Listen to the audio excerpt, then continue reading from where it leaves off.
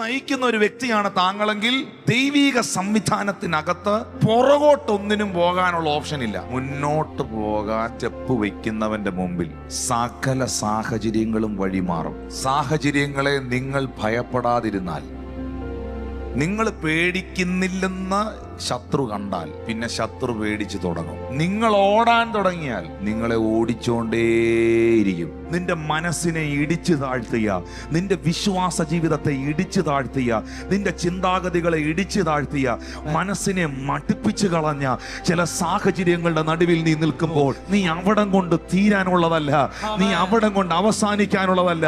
നിനക്കൊരു പുറപ്പാടുണ്ട്, നിനക്കൊരു യാത്രയുണ്ട്, നിനക്ക് മുന്നോട്ടേറെ ദൂരം സഞ്ചരിക്കാനുണ്ട്.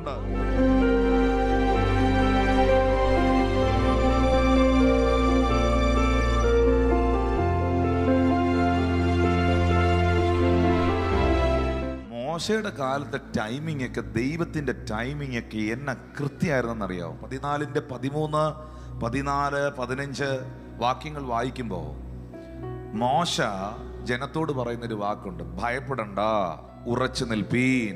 യഹോവ ഇന്ന് നിങ്ങൾക്ക് ചെയ്യാനിരിക്കുന്ന രക്ഷ കണ്ടുകൊള്ളുവീൻ. നിങ്ങൾ ഇന്ന് വരെ കണ്ടിട്ടുള്ള മിസ്രൈമരെ ഇനി ഒരു നാളും കാണുകയില്ല.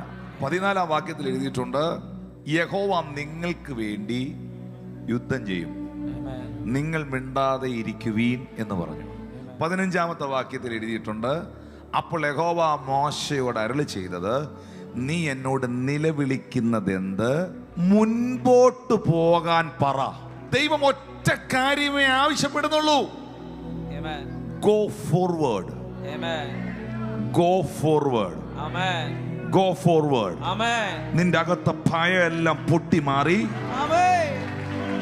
ഞാൻ നിനക്ക് തന്ന വാഗ്ദത്തത്തിൽ വിശ്വസിച്ച് നീ ചില കാര്യങ്ങൾക്ക് സ്റ്റെപ്പ് വെക്കാൻ തയ്യാറാണെങ്കിൽ ഞാൻ വിജയത്തിന്റെ ദൈവമാണെന്ന്.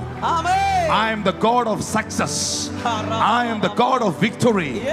I am the God of miracle.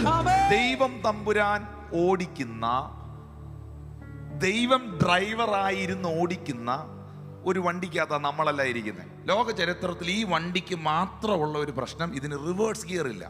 ദൈവം നയിക്കുന്ന ഒരു വ്യക്തിയാണ് താങ്കളെങ്കിൽ ദൈവിക സംവിധാനത്തിനകത്ത് പുറകോട്ടൊന്നിനും പോകാനുള്ള ഓപ്ഷൻ ഇല്ല.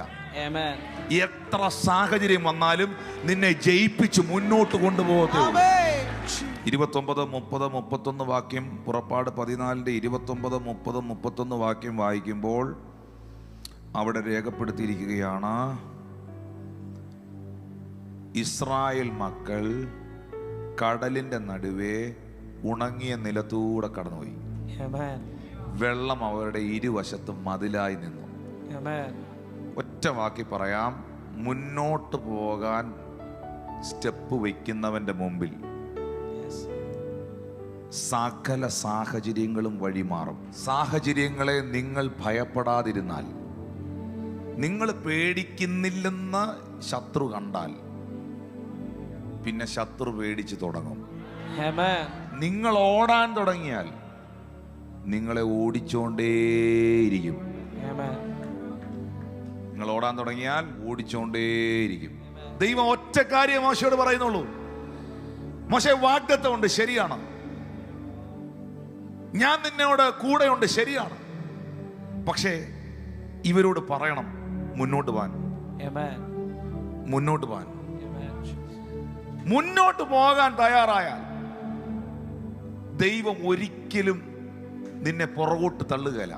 മുന്നടക്കുന്നവർ അവനെ മിണ്ടാതിരിക്കാൻ ശാസിച്ചു. തിമായുടെ മകനായ ബർത്തിമായി, ദാവീദ് പുത്ര യേശുവേ എന്നോട് കരുണയുണ്ടാകണമേ എന്ന് നിലവിളിച്ചപ്പോൾ മുന്നടക്കുന്നവർ അവനെ മിണ്ടാതിരിക്കാൻ ശാസിച്ചു. അവനോ ഏറ്റവും നിലവിളിച്ചു. യേശു ദൈവം അവിടെ നിന്നു.